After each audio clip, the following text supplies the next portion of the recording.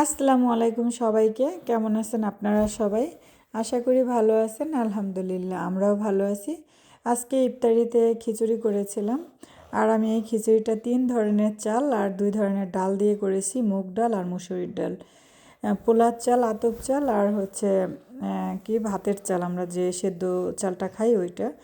পেঁয়াজ, রসুন, মরিচ, টমেটো এসবগুলো দিয়ে একভাবে হলুদ, লবণ ভালোভাবে কষিয়ে তারপরে গরম পানি দিয়ে নিলাম আর একটু ভালোভাবে নেড়ে চেড়ে দিচ্ছি। তারপরে আমি একটা আলু কুচি করে দিয়ে নিচ্ছি। আমার কাছে খিচুড়িতে আলুটা খেতেও ভালো লাগে, আবার বাচ্চারাও পছন্দ করে এই জন্য। তো কে কীভাবে খেতে পছন্দ করেন খিচুড়ি অবশ্যই আমাকে কমেন্ট করে জানাবেন। এই তো নেড়ে চেড়ে ঢেকে দিয়েছিলাম 10 মিনিটের মতো। তো ঢেকে দেওয়ার পরে আমার খিচুড়ির এই অবস্থা আর কি। আর একটু নেড়ে চেড়ে তারপরে আবার ঢাকনা দিয়ে দেবো আরও 10 মিনিটের জন্য। তো খিচুড়িটা কিন্তু খেতে অসম্ভব মজার হয়েছিল, আপনারা বাসায় ট্রাই করতে পারেন।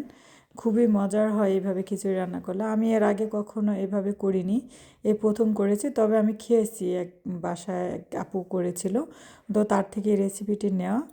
এই তো আমার খিচুড়িটা তো সম্পূর্ণ হয়ে গেল। এখন আমি খিচুড়ির সাথে ডিম ভেজে নেব। আমার কাছে ডিম দিয়ে খিচুড়ি খেতে খুবই ভালো লাগে, আর সাথে যদি হয় আর একটু আচার। তো এই তো আমার ডিম ভাজা হয়ে গেছে, আর খিচুড়িটা এখন আমি খেয়ে নেব। আমার তো ডিম ভাজা দিয়ে খিচুড়ি খেতে খুবই ভালো লাগে। কার কাছে কেমন লাগে অবশ্যই কমেন্ট করে জানাবেন।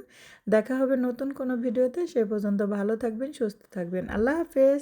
Thank you for watching. By.